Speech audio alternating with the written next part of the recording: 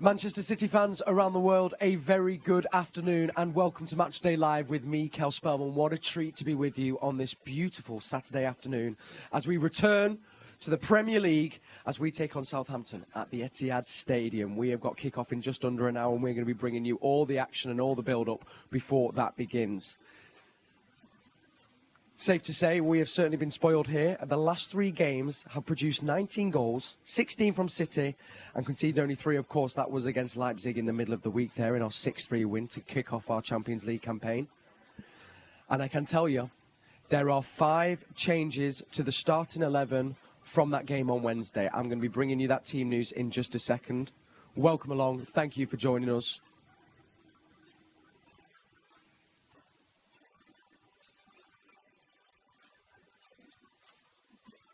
So here we are in our brand new studio. I mean, what an absolute treat. I mean, Shaun, I think you've been in here before. It's my first time, and safe to say, it is looking sensational. Here to give me all the build-up to our game against Southampton, we have got Mr. Shaun Goater returning again. Hello, Shaun. How are you? I'm very well. Very excited, I hope? I'm very excited. Listen, this looks like a great front line, by the way. It's a bit, tell you what, a boy band, isn't it, from the 90s? Slightly. A little bit, yeah. I like that boy band, hey? Hey, It just took a couple of years off me. I appreciate that. He's got a new zippy as well. He's up You know here. what I mean? Do you know what I mean? Yeah. And of course, some of you may know him as esteemed company, but it is an absolute pleasure to welcome back for the first time this season, Mr. Stephen McInerney. How are you, Thank you, Stephen? man. I'm good. I'm loving this view. It's beautiful, isn't it? I'm dead happy to be here as well. I feel like I'm properly on TV. It's great with this new studio. We're looking over there. Obviously with you guys as well, and the debut for the season as well. So come on, City, man. Hey, come I on. tell you what, and you never forget your first. You never forget your lineup, do you? Who you with? Never do. You know do. what I Never mean? Now, listen, we are going to dig straight into the team news. As I mentioned there at the top of the show, 5 changes from that 6-3 win against RB Leipzig in the Champions League. And our team looks like this. In goal, Ederson. A back 4 consisting of Kyle Walker, Ruben Dias, Nathan Ake, and Cancelo, we think, comes over to the left for Zinchenko. We have Fernandinho returning to the side as captain. Also within the middle, I think, with Ilkay Gundogan and Bernardo Silva. And a forward 3 of Jack Grealish, Gabriel Jesus, and Raheem Sterling. And on the bench, might be a couple of names you're not so familiar with because it is full of our youth. We've got Scott Carson on the bench.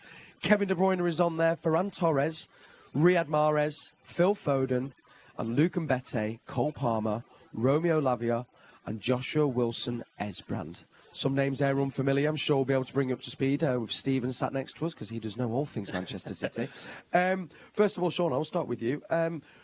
We know that Gabriel Jesus has been used on the left-hand side since the start of the season, really. Do we think then it's going to be Raheem Sterling playing down the middle today?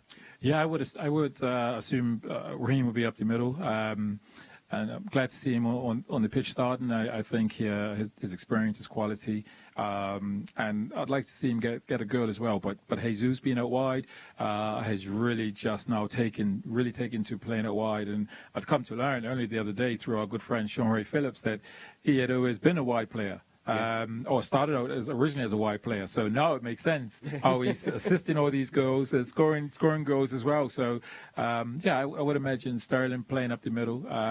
And again, I think, Sterling's mobility to go left, right when he's facing them up will cause some trouble as well. Absolutely. What were your first thoughts when you saw the team, Stephen? Interesting. I didn't know there's going to be that many players. I guess senior players not available because they're obviously injuries and so on. But I mean, there's no real combination Manchester City of players that City can put out that isn't really good. And we're very, very fortunate that. And I'm sure most teams would kill to have the team that we've got even after that many changes. But it's a squad full of quality. Obviously, Bernardo and Gundogan have been so good this season together. Fernandinho's cameo the other day as well off the bench. He looked about 10 years younger. I don't know how he does it. I'm genuinely envious of his fitness levels. We're the same age, me and him and Ferran. And I hate him for it. He makes me feel inadequate and incompetent, but I absolutely love him at the same time. But that midfield three, there'll be energy, there'll be guile, there'll be craft there. And of course, Jack Grealish, he's the only player, I think, him, Ederson, and maybe Diaz, who's played every single minute so far for Manchester City this season. Not quite your typical Guardiola new signing where they take a few games, off the bench and so on. Yeah. Straight into the lineup. He trusts him, and rightfully so. And of course, Sterling's quality, Jesus' quality. So it's a really good team, man. It's a good team. It's a good point there you make about Jack Grealish starting every game. Now, we all, of course, know his ability, and I think we all know how much that I love Jack Grealish.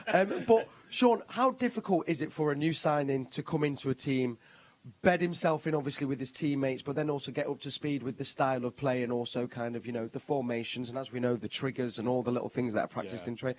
I mean, is it a credit to him that he seems to have come in and gained Pep's trust straight away? I mean, of course, we know how great he is, but it still must take a little, a lot.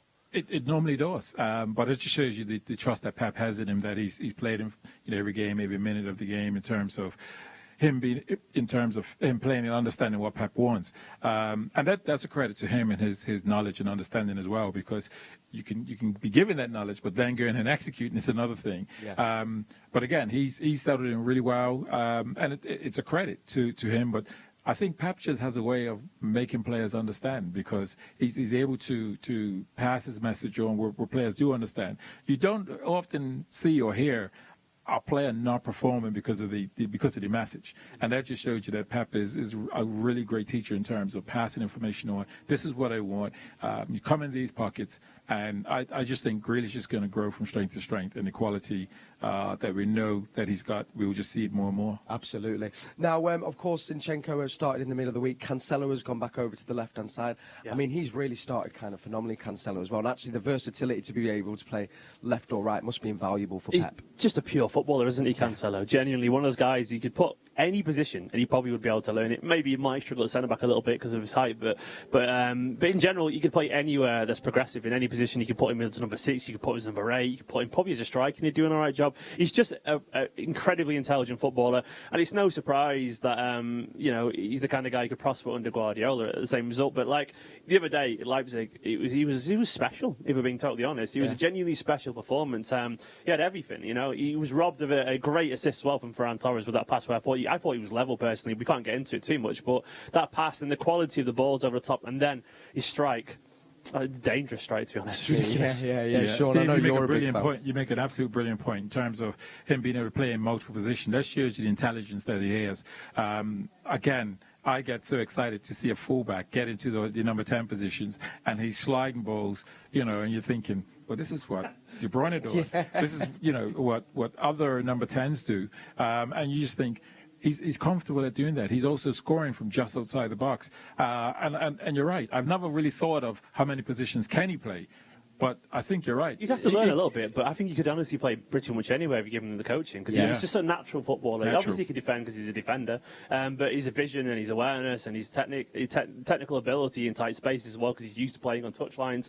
I think he can get even better. That's the best thing about Cancelo. I genuinely think maybe you start playing more as Kyle Walker if he ever slows down, which I don't think he ever will do. But if he does, maybe he'll play more eventually. But he's such a great person to have in our squad, because he's so versatile, so hard-working as well. What a player. Looking to the game against Southampton, Shaun, I think Southampton have started the season quite well. They held West Ham to a 0-0 draw as well earlier on in the week.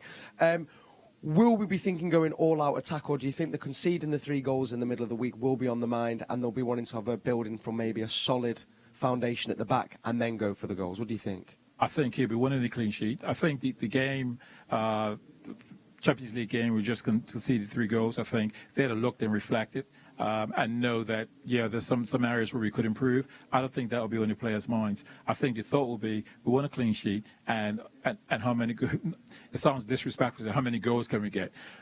I personally think, Southampton, we played them, I think it was December, and it was one of the most exciting games. But they got a couple of players missing.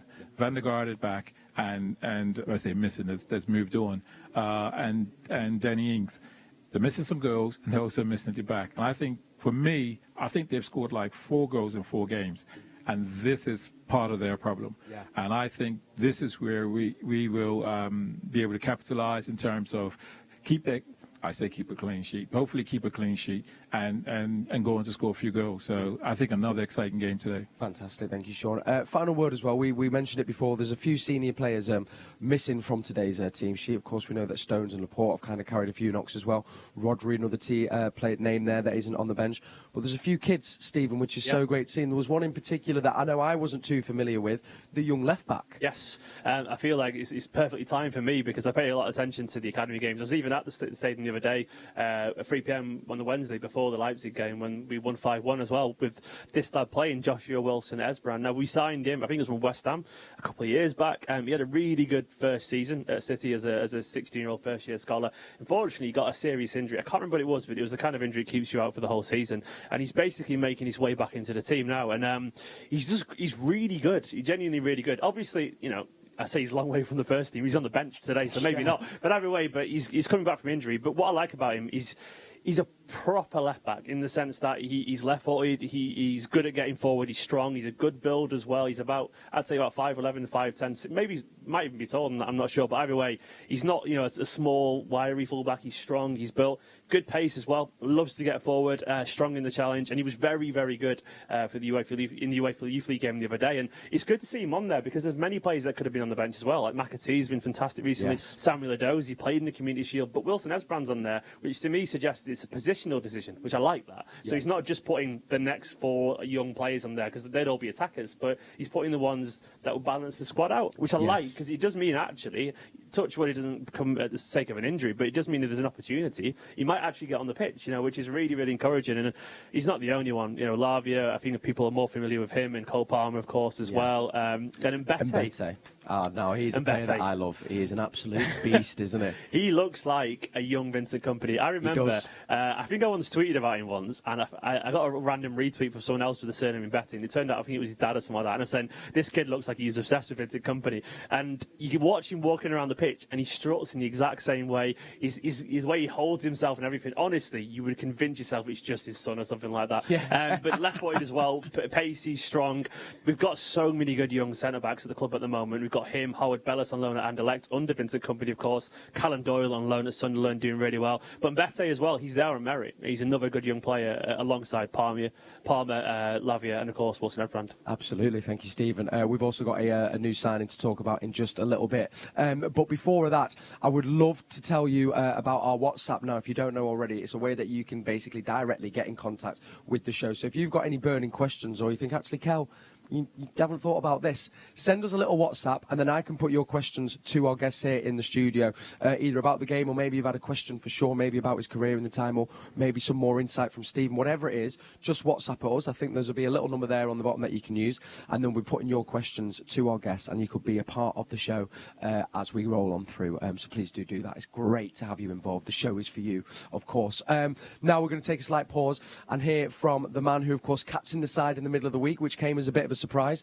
He is, of course, the main man. Also, he got the UEFA Defender of the Season last year, Ruben Dias. Here he is speaking this week. On Wednesday, even though you won 6-3, you conceded those 3 goals. And I wonder what you're like as a person after a game when you've won, but you've conceded. Are you grouchy, if that's a word that you understand? Yeah, I would say I was trying to be happy, but I couldn't be fully happy. Obviously, and I've just said it before, I was happy because of the 3 points, and at the end of it all, first Champions League game of the year, home, and you win, and you score 6 goals, and you win by a margin of 3. But still, I couldn't be fully happy because we've conceded 3, and me and the team, we were definitely not happy with it. Are you like that every time you concede a goal? Or does it matter whether you win or not? Are you an angry person when you concede? No, obviously, at the end of it all, football is about winning, and that's the most important thing of the day.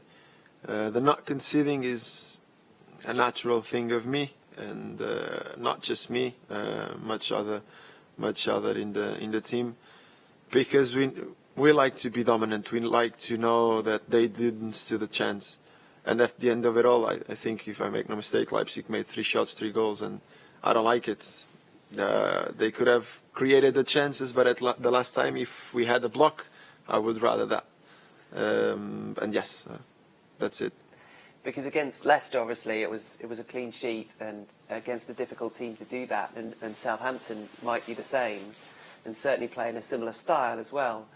Do you prefer it when the team has no chances, or do you kind of like it when the team has chances that you then prevent them from scoring? Because that's the essence of defending. It's to stop them from scoring if they have a chance. For me, every day, if I have to choose, I'd rather them not having one single chance. at the end of it all, that's the ultimate defending. When you start defending on their goal kick, they don't even stand a chance, because it's a collective work, not just the defenders or the keeper. It's about everyone, and when you truly defend well, they don't even get close. So that's ultimately what I'm looking for. I just love hearing him speak. You just think you can't love him anymore, and then he speaks like that, and you go, well, you can actually. He's also a bit terrifying in the best possible way. I'm a little bit intimidated by him, but I love it. I was actually thinking, I'd love to challenge anyone to beat him at a staring contest, because I think you'd lock eyes with him, and you'd be. They're loving that in the gallery. Go on, line it up. Me and Diaz, a little staring contest, because he looks like he looks into the depths of your soul. Yes. But we were speaking in the week, of course, he kind of came out as captain, which came as a little bit of a surprise. Now, as we know, once the transfer window is shut, all the players and the staff, they choose their 5 captains. And I believe I'm right in saying that the 5 this year, of course, is Fernandinho, followed by Gundogan, then Diaz, De Bruyne and Raheem Sterling. Massive for him to have only been here a season and him basically have been voted by his peers to say, you're our third leader in the dressing room. Yeah, and that speaks volumes. And it was what I thought. I mean, when we had the conversation the last game, I said the club dumb is a trick. I didn't see it as them saying you're not going to be captain. Essentially taking it off of De Bruyne, etc. And it makes sense that it was the players that voted. But again, he's come in, and you see other teams trying to do it now when they make block tackles and slide out balls for corners and the high five, and you just see that passion and that determination to go, we're not conceding. And when the ball's in play and you see his arm and he's saying, listen, push out wide or coming in here and you pick up there, and he's just a voice. And he's a leader. You can just see it. So it's no surprise, because what we see on the field is clearly what he is in training, in his everyday. I mean, even in his interview, it looks intense. Yeah. But you have to love it, because you have to appreciate leadership like him, and you just follow it as well. Yeah, we had Gareth Taylor on the show, and he says sometimes when he's training with the women's team, obviously that's near the first 11 pitch, and he said to me, he said, Kel, all you can hear is Ruben Dias non-stop, incessantly, every training session. As well, because he had to earn that respect coming in as well. Because you can be at a club like for 10 years like Vincent Kompany, you walk in, everyone respects him immediately because of his stature, because it's what he's achieved. Ruben Dias came into a dressing room for the Stars, and within 12 months he's already earned that respect from not only just the players, the staff as well. And that's really impressive, because you have to do that by dedication, you have to do that by ability as well. And he's only young, man. He's only young. As terms of footballers go, like, to be a senior player, he's often. I mean, we forget last year when we were playing and we had the defence in the Champions League of Zinchenko, Diaz, Stones, often with Walker and stuff. He was the youngest. He was the baby of the group, and you don't look at him that way, which says all about his maturity. And he's only just getting going here, already winning individual trophies, and he's nowhere near his peak either. And that he would probably admit himself that you look at defenders these days, and they're getting the best around 29, 30 when they read the game as well, and they're at the physical peak and so on. And Ruben Dias, he's a terrifying prospect still, which sounds crazy to say that, but he is. He still is in the ascent stages of his Manchester City career, and how far he can go, I don't know, but we could be looking at a potential great for us. Yeah, couldn't agree more. And I tell you what, I love that as well. The best way of defending is not conceding any chances. Okay, now before we look back to the game in the middle of the week, which felt like a bit like a basketball game, let's hear from our coach Pep Guardiola. He's speaking down ahead of our game against Southampton, which kicks off in just over 40 minutes' time. Pep, a few changes. Is that from the last Premier League game? Is that just to freshen things up with the amount of games you've got at the moment? Yes, after Champions League it's always so demanding. So the selection always, all the manager we try. We never select the team like we cannot believe we are going to win. So always you select for different reasons the best teams you believe that we can do a good game. And particularly for Nathan Ake, we know what a week he's had, and he scored his goal. And you've got 2 centre halves injured tonight. Another big test for him today. Yeah, of course. He did well the last game, and today another one for the situation that we have with the 2 center defender injured, Rodri injured, Zinchenko injured. So we are in a few conditions, and not the good conditions in the back. And but Nathan, he has, because he's an exceptional person, and he has all our trust. You're scoring goals for fun at home. You've come up against Ralph in Germany and in England. What are you expecting from his Southampton team today? Absolutely, as always, tough game. So tough game. We played in Germany. It was a team that was promoted, so I saw things that, wow, this guy has courage. And after Leipzig, the culture for Leipzig is always like we have seen the last midweek. And the example is every time we play against them, especially last season, was a tough test, especially there at home as well. The first 20-25 minutes they play incredible well. So yeah, we have to adapt, and looking forward to see how we recover mentally and not physicality. Prepared after Champions League game was so demanding how we are. Good luck. Thank you. Really is. We are now well underway with the season. Games coming thick and fast, as we know, and as Pep said, they're very demanding indeed. Struggling slightly with a few injuries, but hopefully with an academy and with some of those young players, they'll soon put us right. We've had a question coming straight away from Matthew Ward. Thank you for getting in touch. He's used our WhatsApp number, which you can do. If you've got a burning question, send it in and we can put it to our guests. And it was for you, Goat. Matthew asked, he said, "Hello, Goat. What was your favourite goal for City?" Woody.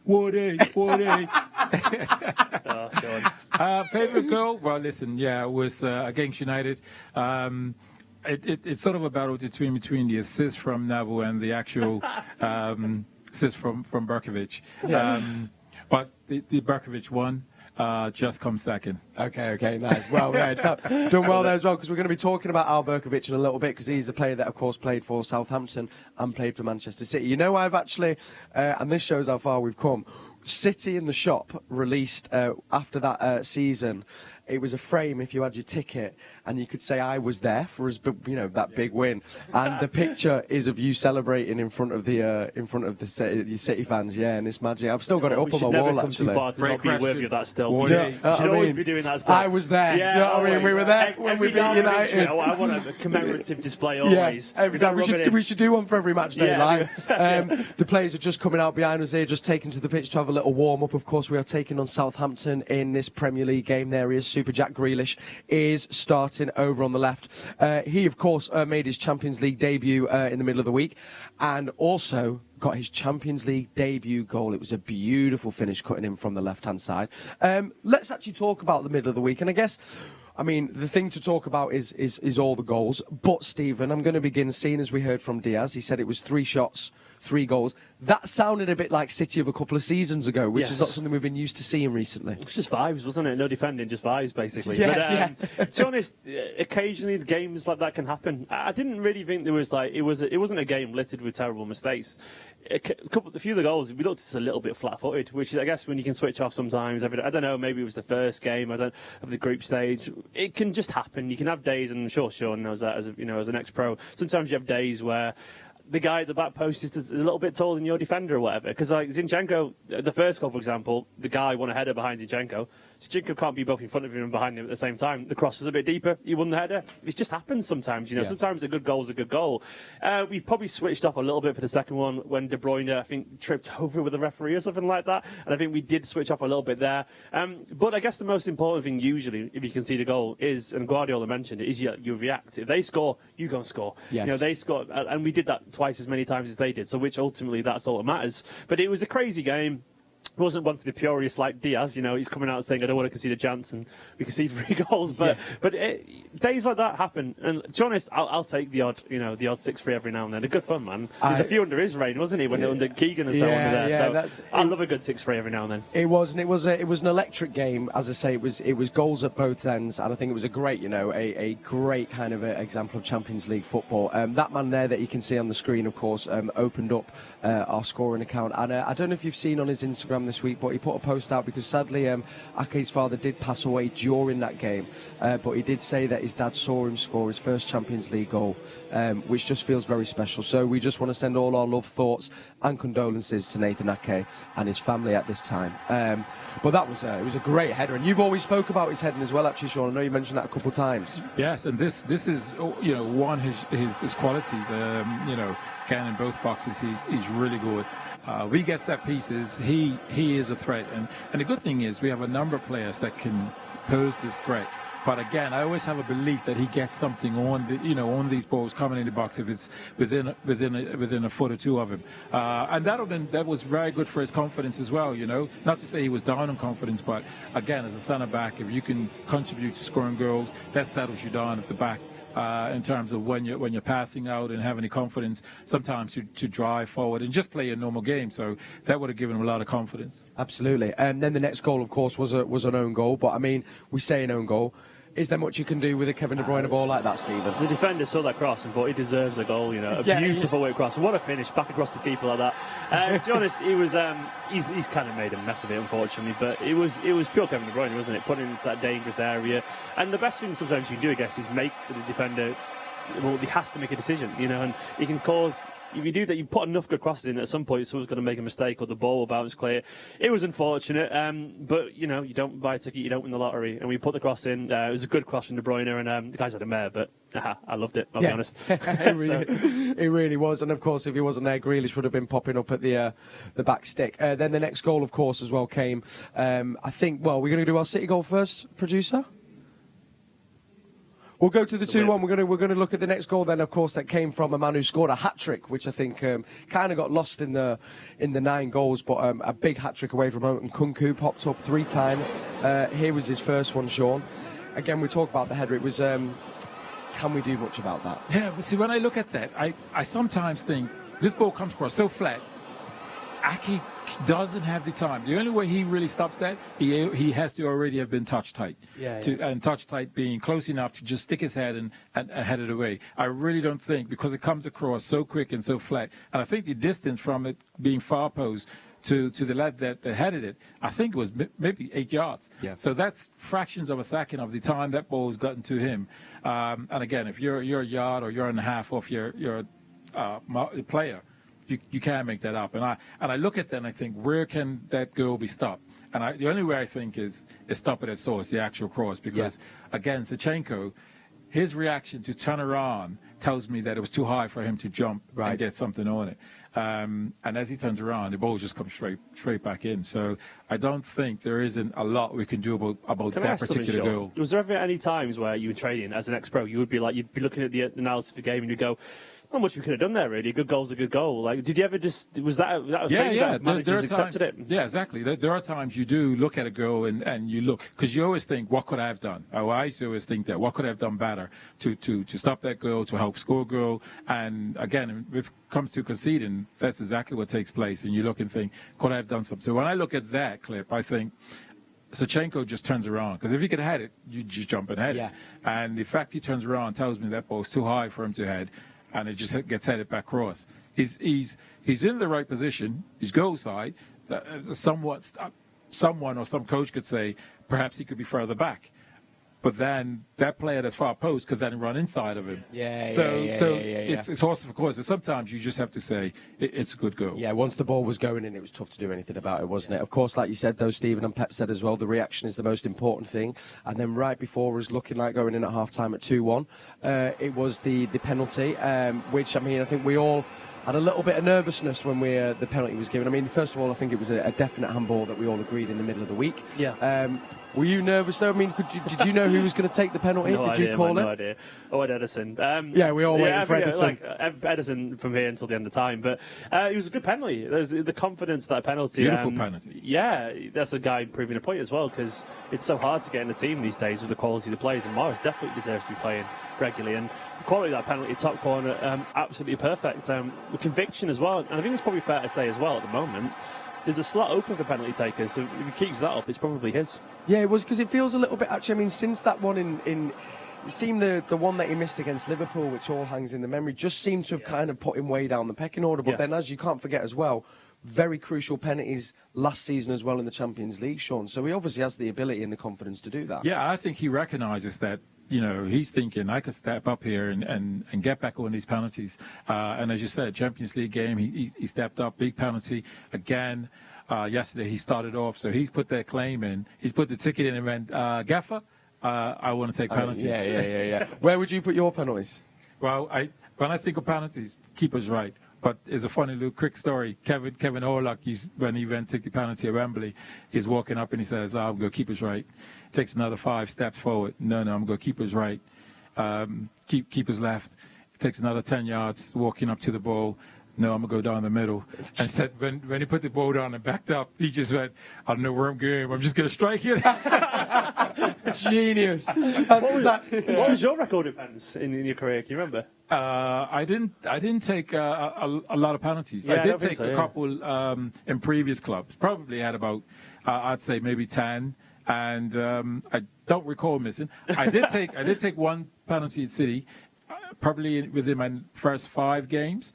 And what a save, by the way. Oh, what a save. What a save. Sometimes you got to just give the keeper credit, right? Yeah, sometimes you just got to. There you go. Hey. Yeah. Okay, let's get through these next goals then, of course, because then stepping up for his second goal was Nkunku again. Let's have a little look here. Again, it was Shaun, we were watching saying they kind of out of nowhere. I mean, it just kind of comes out of nowhere, but I am asking questions. He seems to be caught right in the middle of the 2 centre-halves there, which is a little bit... Yeah, I feel could do better. I mean, he's the first centre half is the right position from meaning he's goal side, ball side, goal side. Beside the ball zone, that's the side he should be, so he could be first to be there. The striker, now as a striker, I want to then be a little bit further. So it depends on the players that are in and around Ake. It may be a player that's on Ake's shoulder that he's more aware of, and so that's where that gap comes in. Now, if Ake doesn't have a player behind him, then he can come closer and perhaps try to deal with it. But at this level, the delivery that players put in, you sometimes you just can't, because they're putting the ball in between, 2 defenders that are 5 yards apart, and Ake may be thinking, well, there's another attacker that's 3 yards behind me, and he's concerned about that, so he can't go that close. And with the quality, then you just have to sometimes say it's a good delivery. Which, as we know, we get all the time in the Champions League. Then up steps Super Jack Grealish, making his Champions League debut. And he was trying this quite a few times in the first half, and then it came off for him in the second, didn't it? It's beautiful. It reminds me of a Ferran Torres goal from last season, actually. Almost identical. But Jack Grealish, fantastic player. We were talking about him earlier, how well he fits Man City, like a hand in a glove. He's a natural fit for this team. And the thing I loved about him as well, he got an assist and he scored as well. He's pure productivity already, and that will only get better with time as well. He seems to love it here, and this is what he wanted as well. He wanted Champions League nights. He wanted to play, he's about to play against Neymar and Mbappe and Messi and so on, and he must be absolutely buzzing personally as well. I mean, what a player, what a goal. The quality that, I guess as well, when the players are tired and you've got that direct skill and that pace that he's got, if you run at someone, it's very hard to stop, I can imagine. Really hard. He's a big guy as well, isn't he? He's like 6'1" or something like that as well, so strong as well.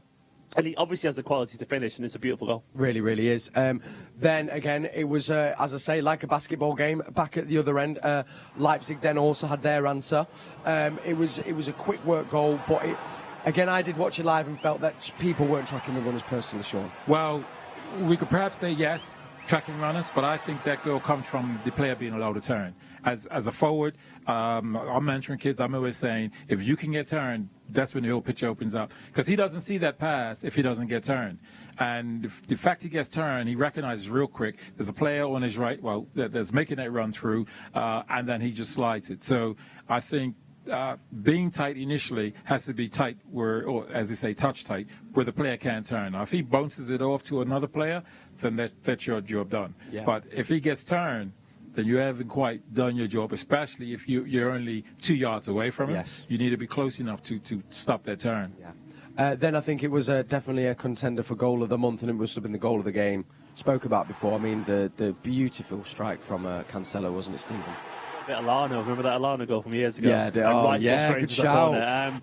And that view gets better and better the more you see it from behind there. Cancelo is a player of immense technique, and he can. I think he can do more of this as well. Genuinely, I think he needs to. I mean, obviously he believes himself, sure, but I would be encouraging more of that, Pep. Let him get forward. I mean, it's almost worth having a little bit of exposure on the right, given how good he is going forward. It almost cancels it out. What are you going to say, Shaun? Sorry. Well, I have to jump in on that because, again, what we forget is he's a fullback. I know. And so, and that's exactly what I was saying earlier. He gets in positions, in that number 10 position. He has the ability to give good through balls, and he has the ability to do exactly that. And I like And I like and love when he plays left back when he does, because he then pops up in these positions outside the box, 5-10 yards, to give those balls or hit screamers like that. I just think we're blessed with such great quality. If it's not him, as Zinchenko, it's De Bruyne. If it's not him, it's Grealish. If it's not him, it's Bernardo. If it's not him, it's Gundogan or Foden or Mahrez. It's just silly. It's silly. But that's the point, though, I think Pep was making. We know how much I think we were in for a certain striker in the summer, but he was saying, the fact that we didn't get one does mean that then we have to get goals from all over the pitch, and that's what they're doing. Look, the thing is, I think a lot of City fans, understandably, were a bit worried we didn't sign a striker, but you forget that world-class players are world-class for a reason. It's because they have the answers to situations that maybe some other players that don't. And the thing is about this Manchester City squad, you can't tell me that their pride wouldn't have been hurt by people implying that, City have got a problem now they haven't got a striker. They'll be like, no, we're quality players. We will find a solution ourselves, because I am Cancelo, I am Gundogan, I am Bernardo, whatever. These players, last season, none of us expected Gundogan to score 16 goals out of nowhere. Yeah. But when you've got quality players and a quality manager, they'll find a solution, because that is what makes them so good in the first place. So yeah, maybe at some point we might regret not having a proper natural striker, even though Ferran's learning that or whatever. But we do have the kind of players that can create something out of nothing. So we should be encouraged, because we got to the Champions League final last season. We won the Premier League and the Carabao Cup without, many people would say, recognised striker. If that's what we can do without that, I mean, why can't we do it again? Yeah, and not forgetting as well, we've got young Delap there as well coming through as well, who's looking. There's a clip, by the way, of him beasting it out in training, so good to see him back on the training pitch. Okay, and the final goal did come, of course, from a man who was our striker, but maybe likes out on the wing, Gabriel Jesus. Right place, right time, wasn't it, Shaun? Short. Well, yeah, this is what these guys taught, and I should say taught, what they're told from Pep. As a wide player, and the ball's on the opposite side, and it comes in and around the box, it should be you closing that back door. So anything that falls through, or if we have the possession, you could be slid in and scoring on the far post. So Jesus being in the right position, I mean, Jesus is a forward being converted to a wide player, however you look at it, or was previously a wide player. Yeah. But you could take him, and whether it's Mahrez, whether it's Sterling, and I can tell you, any one of them would have been in the exact position, because they know that's the position to be in when the ball was in that particular area, and that it may just pop free for him to finish, or if we have the ball, then we could slide that ball to him to finish. So again, this is the knowledge and information that Pep is giving these players, and he must just think, wow, it comes what a off. buzz. What an absolute buzz. And of course as well, Gabriel Jesus was our Etihad Player of the Season for August, as voted for by you. Okay, let's take a slight pause from football chat. Let's have a little bit of fun. Let's play a game. This is a brand new game that we're bringing to Matchday Live. Cryptic City. We are going to show you some clues that will tell you the name of a Manchester City player, present or in the past. We had a belting one in the middle of the week. So if you want to get involved, you can either use the WhatsApp, or you can just hashtag Man City. Keep your guesses to yourself for the moment, gents. Okay. Have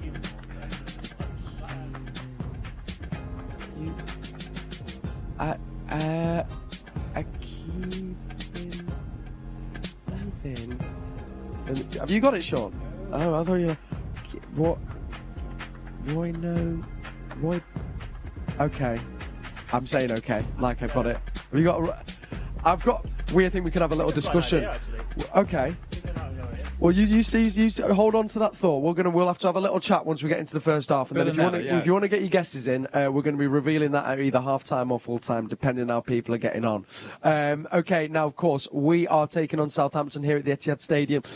Both teams now out on the training pitch, just behind me here in the corner, and we can now hear from Ralph Hasenhüttl, who of course was a previous manager of RB Leipzig. And before you bring the Southampton team news, here he was speaking in the week, kind of about that game, and of course Manchester City and Southampton. So texting with a few guys in Leipzig, and we had a very similar game last season there, where we lost 5-2, and we had a very good start and conceded the first goal after 15 minutes, and then you know what you cannot do against this team. When the pressing is not perfect, then they pop you, and then you are definitely losing.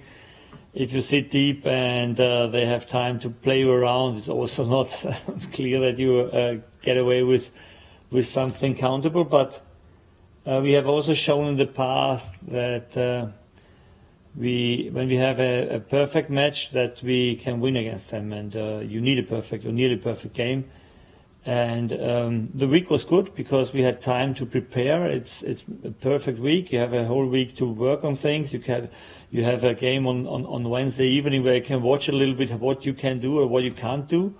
So finally, the perfect time to prepare for a game, but it's still Man City, and you can prepare as good as you want. You are always facing the best quality you can imagine, and yes, that makes it so difficult. Yes.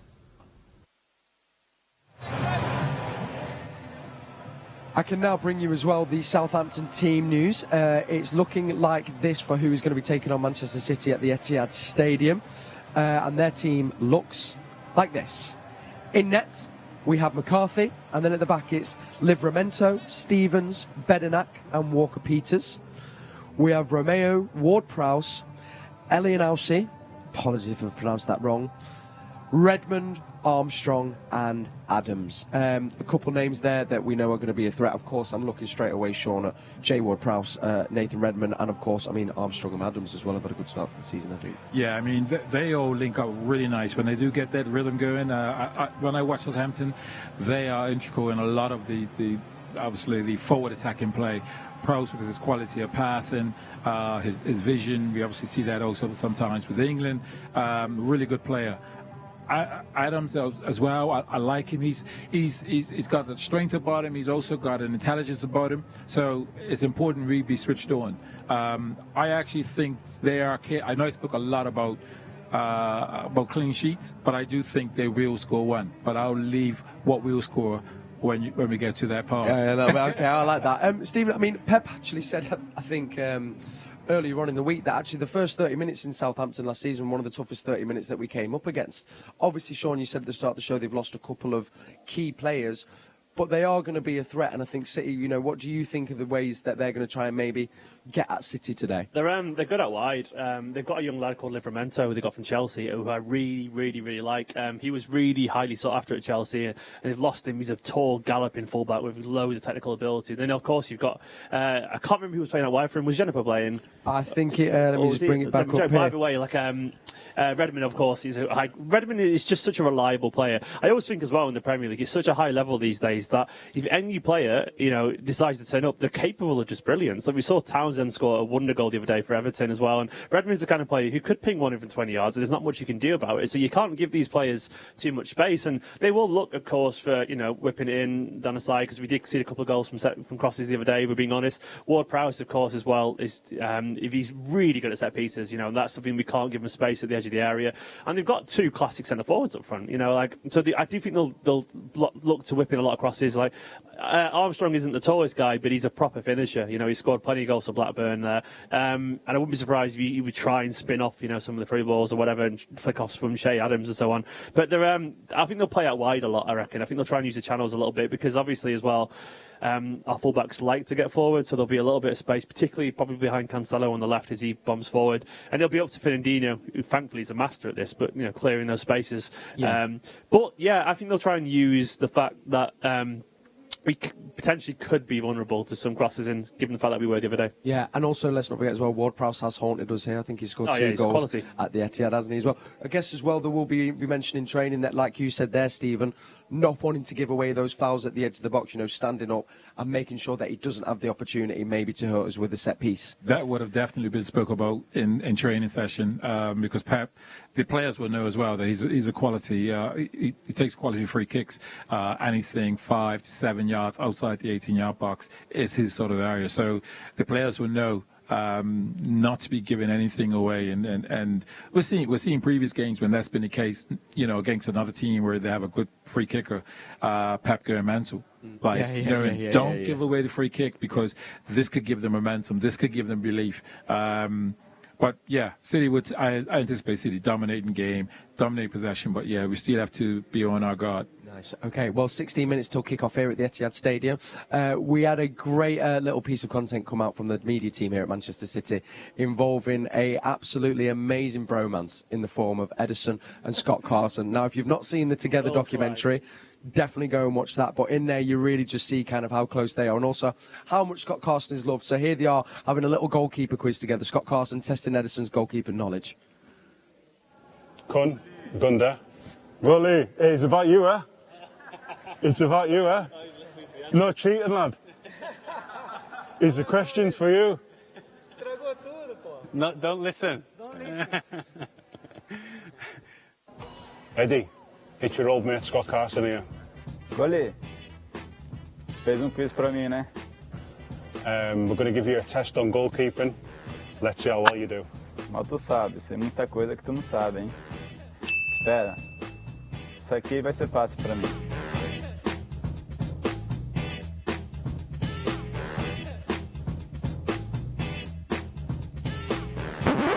Morning, fellas. Carson. Let's see how well you do. Which team did I play against last season in the Premier League? I think you'll get that one right. Easy, Newcastle. And the answer is Newcastle. Correct. Easy, goalie. So full City lineup on the way. Scott Carson playing for the first time for Manchester City. Eddie, when Kyle went in goal in the Champions League, why did Pep say he chose him? Eddie, 4 options. Strength, courage, height, experience. Isso é mais difícil, hein? Acho que foi pela sua experiência. And the answer is courage. I lost. Wrong. Since that day, Eddie, we haven't heard the last of it. He thinks he's in the goalkeeping union now. Eddie, Manchester City's German goalkeeper, Bert Trautmann, was in goal for the 1956 FA Cup final and did what? Essa não precisa de opção. Quebrou o pescoço, pô. 4 options again, Eddie. Broke his neck, forgot his contact lenses, broke a toenail and lost a boot. Essa história é mais famosa que não sei o que, Scott. Quebrou o pescoço. You should know this one, Eddie. There's a big, massive wall about him where we train, and it was broke his neck. Over debuting's head, and Troutman's game as ever. Injured or not, he's determined to pull his weight. Correct. I think you'll know this one, Eddie. How many assists have you had for Manchester City? 4 options again. 1, 2, 3, or 4 assists. Easy, goalie. 3. You got that one right, Eddie. Finish the season 4 or 5. Bonus question, Eddie. Name the 3 players you've assisted. Easy. Kun. Well, they left Aguero up the pitch, and Aguero's been found, and the goalkeeper's come off his line. And Aguero goes for elevation and achieves perfection. Rush. Sterling in on the goalkeeper, Sterling in the corner, City get a winner! Gundogan.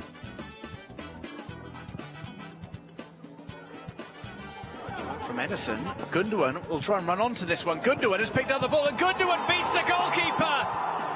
A second goal of the game for Ilkay Gundogan. An assist from Ederson. Correct. Who did Zach Stefan's American team beat in the CONCACAF Nations League final? Was it Canada, Honduras, Mexico, Costa Rica? Easy. Mexico. I think Zach went off after 70 odd minutes with a knock to the knee, but they still managed to win without him. Correct. He's an easy one for you, goalie. Who was the City goalkeeper in the 93-20 match when City won the league? The 4 options for this one are Costel Pantelimon, Willy Caballero, Claudio Bravo, or Joe Hart. Goalie, the question, so easy. So easy, Joe Hart, it's easy.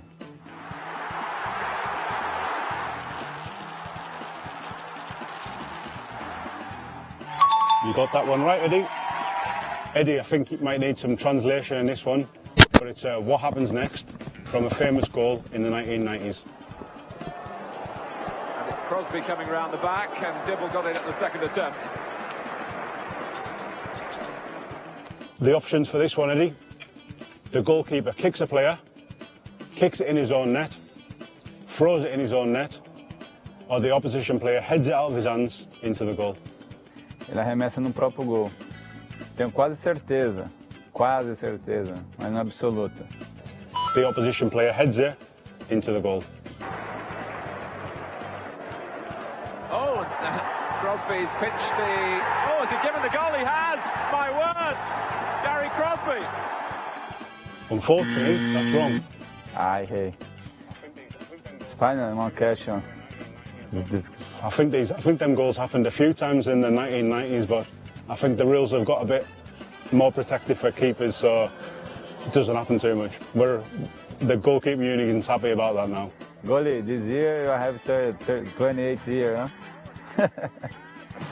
Right, Eddie, time to get the scores in. I think some of them a little bit tricky. If you've got more than 5, I think you'll be happy with that. But I'm sure you'll have done well. Goalie, 6. Easy. 2 questions. I lost. It's no problem. 62. Okay. Goalie, the next time, give me the question more difficult. Okay. Carson. Love that. Love those two. Love Scott Carson. Love Ederson. Now, from one Brazilian to another, you may have seen yesterday that Manchester City made an announcement of a new transfer of another young Brazilian. I've got to say, our South American scouting network, they know what they're doing. In the form of Kaique. He's just in the middle there in the orange bib. He signed, I think it's a 5-year deal with Manchester City, and it's going to be in the similar role as what Cole Palmer has, so he'll be eligible to play for the EDS, but he's also going to be training with the first team, and I read a great report on him kind of saying that there is potential, if he settles in, that we might see him make his first team appearance debut later on in the season. I've got the man who knows all things City, young players, and just basically his knowledge is just one to admire. Can you tell us about Kaique a little bit, please, It's Stephen? so lucky that this morning, before I came here, I sat there on my own YouTube channel, made a video about him. So I sat there and did about 2 hours of research. No, we've only got time. We've only got a couple minutes. Basically, they call him, you get it all the time, but they say he's like the next Neymar. Obviously, that's an insanely high level for him to aim at. But what I love about him, what I've watched him, is he's just exactly what you want from a Brazilian winger. You want skill, you want pace, you want acceleration, you want tight control and the ability to just burst past 2 or 3 people. And also, he seems to be very much a modern winger. He knows exactly when to make a run in behind as well and receive the pass, not just get the ball and run at people. He's basically a very Manchester City style winger. But we obviously rate him. The fact that we haven't sent him out on loan to all these clubs and so on. We've got him here training with the first team. Hugely rated. He's scored some wonder goals already for Fluminense as well. Slight but tough as well at the same time. Only 18 years old. Wow. He's one of those things as well where 9 million and you could be looking at someone worth 10 times that with a little bit of luck, you know. He might not do, but either way, it's the kind of things that I love to see as well. I love these little random players out of nowhere that you get to see because it's exciting, isn't it? Yeah. Like everything we know about Manchester City, we know all about our superstars, which is great. But sometimes you get a little story like this, which is it piques your interest, and I'm very excited to see how he gets on. We can't knock it now as well. I mean, you think Gabriel Jesus was the same. I think he signed at 18, 19, and we also had Douglas Luiz. Unfortunately, couldn't have the permit to play for us, but he's teared it up a Villa. So we kind of seem to be good at finding these little gems over in Brazil, don't we? Well, they live for football over there, don't they? It's their life. They're absolutely obsessed with it, and you can't ignore that talent he's got already. Obviously, you have to see how he applies it to a new country, but he's mesmeric on the ball. Genuinely, he's close control, his footwork, and his acceleration as well. Like genuinely lightning quick acceleration in tight spaces. So hopefully you might see him, I don't know, in a few months in the Carabao Cup game or something like that. But you never know. Like players can come over, they can adapt to it, and they can just become superstars so quickly, can't they? Yeah, very exciting indeed. Thank you, Stephen. Now, let's talk about one man who I know we all loved playing for Manchester City. He brought a little bit of magic, and actually I think was a time when we changed our style of play. He's a player that played for both Southampton and for Manchester City. A player you know so well, Eyal Berkovic. I mean, he was one of my favourite players growing up. He was unbelievable, wasn't he? I mean, what was he like to play with, Shaun? And what sort of a guy was he? Well, I really enjoyed playing with Eyal because prior to Ali Benabia coming, Eyal was a player that was, if you were a little low on confidence, he was brilliant for you because he was brilliant at the 10, 15-yard passes. He never gave you anything up on your chest to sort of hold off a defender or a fighting ball. Everything was a comfortable pass to your feet, and he would just move off 2-3 yards to the other side and just say, you could just bounce it there. So, if you look here, everything that he does is short little passes. This is a beautiful goal, by the way. Look at this football. It's ridiculous. Hang on. Hello. Right? Who's this guy up front? I tell you what. we were playing. I didn't realize it, but when you're playing with this quality, I relied on, because my game relied on that quality. But I'll again had us play this type of football: short, intricate passes. Here you see a swivel, a typical Sergio Aguero goal. Of course. Is that what people like Berkovic do, though? Do they bring that out of everyone else because they're so expressive and so flamboyant? Because all professional footballers have technical ability, of course, but you must be dictated by your own personal confidence or how the team plays around you. Just playing with the likes of Anelka, Bernabei and Berkovic, does that encourage you yourself as well to try things? Well, I stayed in my lane, but I knew what I was good at. But again, when you know you're playing with quality players, Anelka was the only one you really say was world class, but Al Berkovic was quality. This football's great. You're watching it beforehand. You're saying how good it is. Is that not a Kevin De Bruyne through ball or what? I'd say, and the finish. You don't even look at the goal. You don't even look at the goal. You know the goal don't move. The goal doesn't Little reverse move. pass. He says, "I see you, goats. Don't worry, I see that corner too." He really was. What a beautiful, beautiful player Eyal Berkovic was indeed. Definitely could maybe do some more focuses on him just to watch some more beautiful goals like that. All right, I believe the teams are in the tunnel. The song's being sung there outside. So just before we wrap up here, remember, come join us at half-time and then at full-time. We'll get get into all the action with Shaun Goater and Stephen McInerney. You can also put your questions to our guests. And don't forget as well, get your guesses in for Cryptic City. It's definitely creating a conversation here in the studio. Quick final word from you both. Predictions, please. Stephen, I'll start with you. 3-1. Lovely. 3-1 from Stephen. I gave a lot of talk about clean sheet. I'm going 4-1 City. Come on. We love that. Thank you, Shaun. City. Guys, thank you so much for joining us. Enjoy the game. Get yourself a little brew, and we'll see you at half-time. Get those guesses in, get your questions in, and we'll see you then. One thing for me to say, come on, City.